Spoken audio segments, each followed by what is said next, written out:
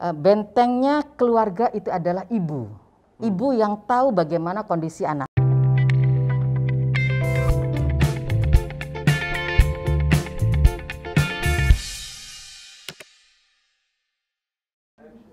Assalamualaikum warahmatullahi wabarakatuh. Waalaikumsalam warahmatullahi wabarakatuh. Jumpa lagi bersama saya Budi Hartawan atau yang biasa dipanggil dengan Gus BH. Pagi ini kita kedatangan tamu di acara Ngobras, ngobrol santai bareng sambil silaturahim. Tamu kita cukup spesial hari ini. Beliau adalah Ibu Arifah Fauzi. Beliau dari Muslimat NU.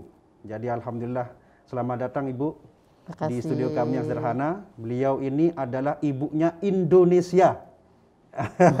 Jadi Muslimat itu adalah badan otonom di Nahdlatul Ulama.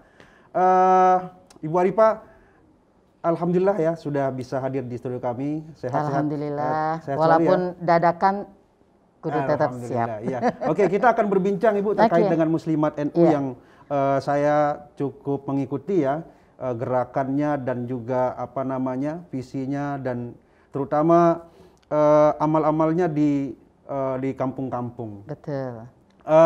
Boleh enggak saya tahu awal sejarah mula berdirinya Muslimat ini di mana dan apa yang melatar belakangi sehingga kemudian sudah ada NU kok harus ada Muslimat lagi gitu.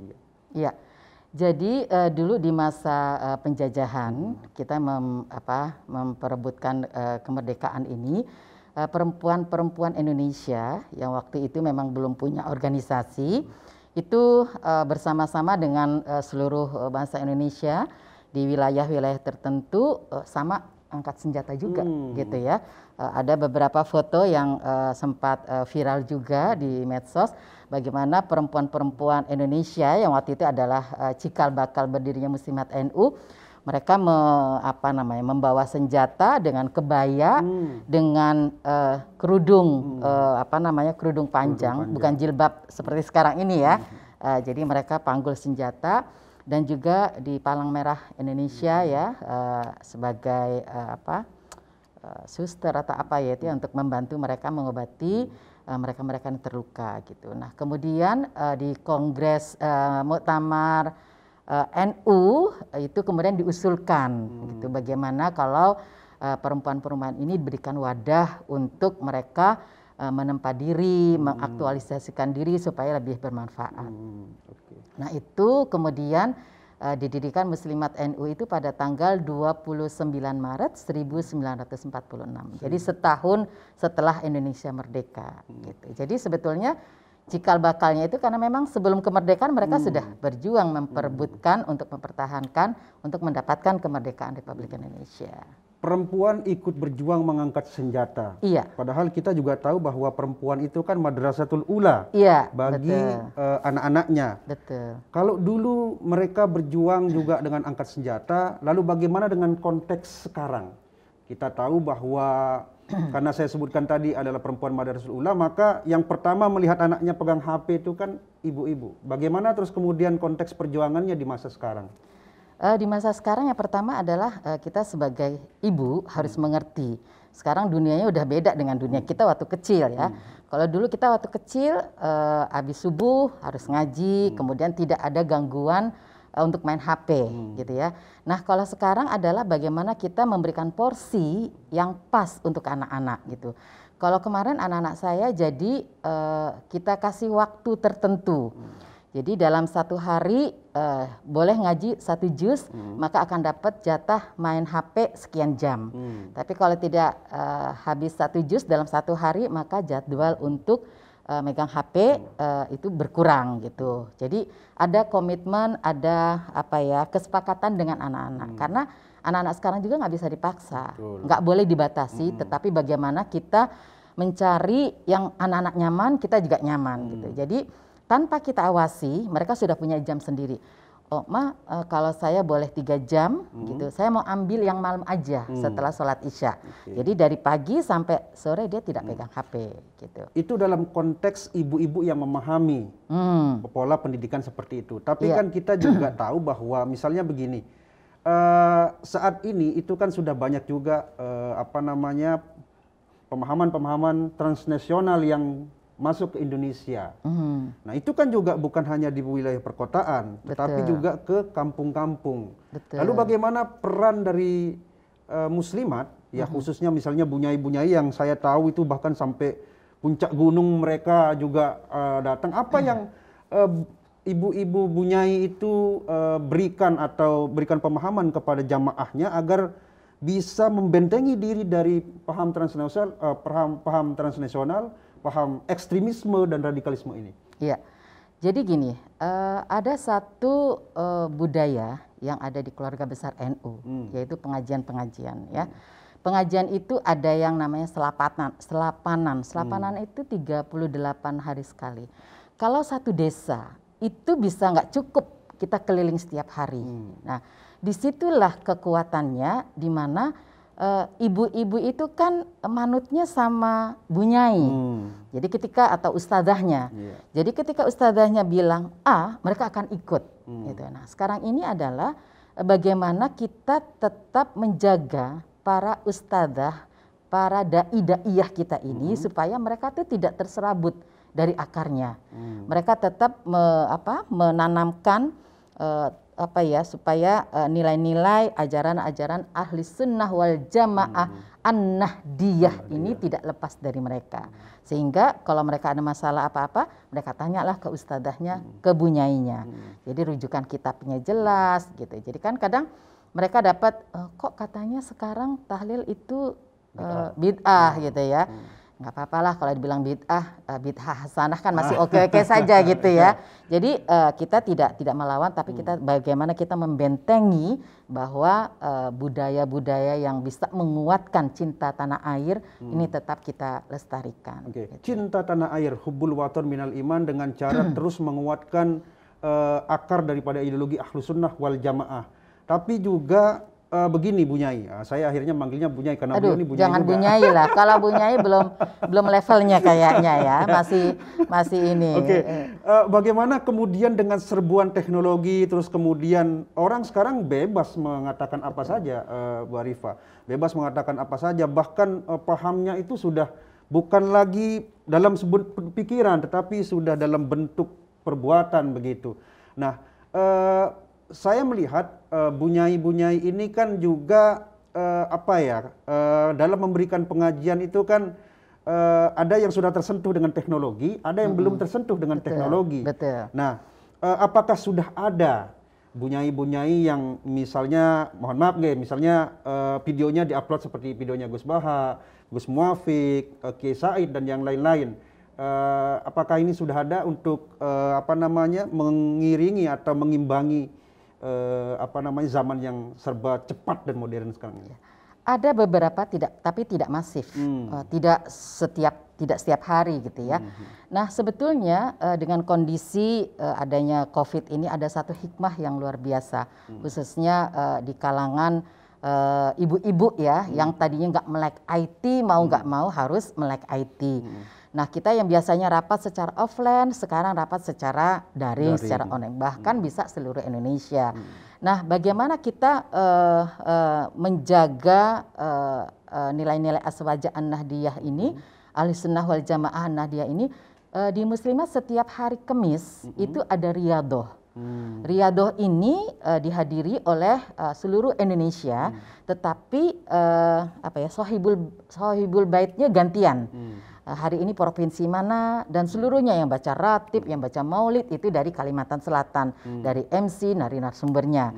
Kemudian minggu berikutnya bergantian. Ini sudah berjalan hampir di seluruh wilayah Indonesia dan juga muslimat Indonesia di luar negeri, ya, dari Hong Kong, dari Sudan, ini juga sudah mulai. Jadi sebetulnya karena keterpaksaan harus mengikuti perkembangan yang sekarang ini, maka kita semua udah dikit-dikit sudah melek IT. Bahkan sampai ke tingkat anak ranting ya, di tingkat pengurusan di tingkat RW, khususnya Jawa Timur, Sulawesi Selatan, Jawa apalagi ya, itu semua insya Allah sih sudah bisa berkomunikasi via internet ya, maksudnya by Zoom rapat kita gitu. Jadi satu sisi bahwa COVID ini memang ada sesuatu, tetapi di sisi lain adalah hikmahnya kita jadi melek IT, dituntut untuk bisa mengikuti perkembangan IT yang ada saat ini. Oke, Bu Nyai, saya akan bertanya dua hal lagi. Yang pertama, kita tahu perkembangan sekarang itu kan Taliban menang. Jadi kita melihat banyak sekali narasi yang mengatakan bahwa ini bisa ditiru, ini bisa dicontoh, atau kita bisa mengambil inspirasi dari situ untuk menerapkan sistem khilafah. Lalu bagaimana kesiapan dari Muslimat NU dalam menghadapi narasi-narasi seperti ini agar kemudian ideologi Pancasila itu tidak tidak diganggu oleh ideologi-ideologi transnasional seperti itu. Iya. Kalau di Muslimat saya pikir NKRI itu harga mati. Ya. Kita tidak pernah membicarakan khilafah. Khilafah itu tidak pernah menjadi pembahasan kita. Karena bagi kita NKRI harga mati, kita ikut berjuang mempersiapkan kemerdekaan Republik Indonesia dengan kemampuan yang kita miliki saat itu. Jadi kalau kita sekarang bicara bagaimana, udah nggak ada. Tidak ada waktu kita untuk membicarakan sesuatu yang sudah final. PBNU aja singkatannya udah jelas. Pengurus Besar Nahdlatul Ulama, Pancasila, Bhinneka Tunggal Ika, kemudian NKRI dan Undang-Undang Dasar 1945. Jadi tidak ada waktu kita membicarakan sesuatu yang sudah kita pertahankan, kita perjuangkan, kok mau kita serahkan. Ibaratnya kalau mereka yang ingin mengganti ideologi itu kayak orang ngontrak.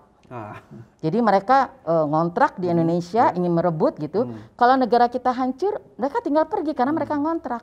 Ibarat kos gitu. Kalau kita kan pemilik, apapun harus kita pertahankan gitu. NKRI ini udah harga mati. Dan di pengajian-pengajian majelis taklim adalah yang lebih banyak kita bahas adalah tentang hubungan dengan sesama manusia. Karena hubungan dengan Allah itu kan kita pribadi. Tetapi bagaimana hidup kita lebih maslahat, lebih manfaat adalah hidup kita bermanfaat untuk orang banyak. Artinya hablum minan nasnya. Hablum minan nasnya. Hablum minallah kan pribadi. Itu hanya Allah yang tahu.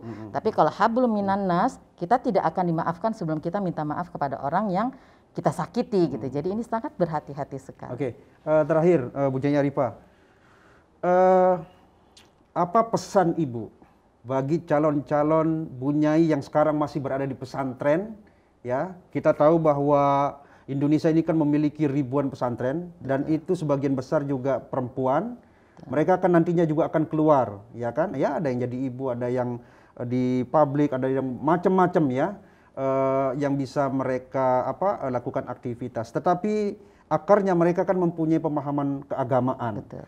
Nah, seringkali saya melihat bagaimana kemudian agar tidak nyaman di belakang tembok pesantren begitu, karena kan tantangan kita akan semakin cepat ini dengan masuknya pemikiran-pemikiran ini. Nah, apa pesan Bu Nyai kepada para santriwati yang sekarang masih belajar, kepada ning-ning yang sekarang masih berada di pesantren, belum melakukan edukasi di tengah masyarakat, dan kepada para Bu Nyai yang yang mungkin masih belum diberikan teknologi dan yang lain-lain. Ya. Yang perlu dicatat pertama kali adalah kenapa NKRI ini masih bertahan, salah satunya ada karena peran ulama. Peran pesantren yang luar biasa. Ini harus digarisbawahi dulu. Sehingga oleh karena itu khususnya untuk para santri, baik laki-laki maupun perempuan, nggak boleh minder menjadi santri. Mereka harus bangga, mereka harus yakin. Karena mereka ini salah satu bentengnya Indonesia dengan akar-akar budaya, dengan akar-akar agama yang kuat gitu. Ibaratnya kalau orang berperang gitu, mereka ini sudah punya pelurunya ya.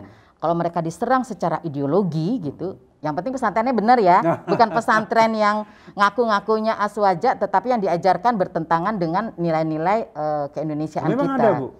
Ya ada lah gitu. Jadi dan itu ditemukan sama muslimat? Oh enggak, kalau saya kita tidak membahas di situ gitu. Tapi ketika kita ingin menyekolahkan anak-anak kita mencari pesantren, pilihlah pesantren yang memang benar-benar sejalan dengan keinginan kita. Jadi untuk para santri jangan minder ya, karena mereka punya ilmu yang tidak dimiliki oleh orang lain. Ilmu agama pasti, ilmu umum juga gitu.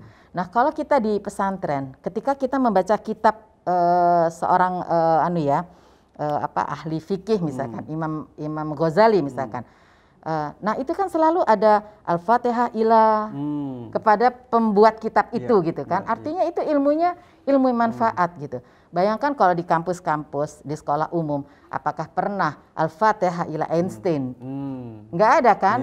Sehingga kemanfaatan ilmu ini nih benar-benar karena dari pendirinya kita selalu memberikan apa namanya ya, apa sih ya, ada barokahnya lah dari situ. Jadi untuk para santri nggak boleh minder. Santri bisa jadi apa saja, asal mereka mau melakukan yang terbaik. Gitu. Jadi nggak usah minder karena santri dibilang kolot lah, dibilang terbelakang lah, nggak usah malu.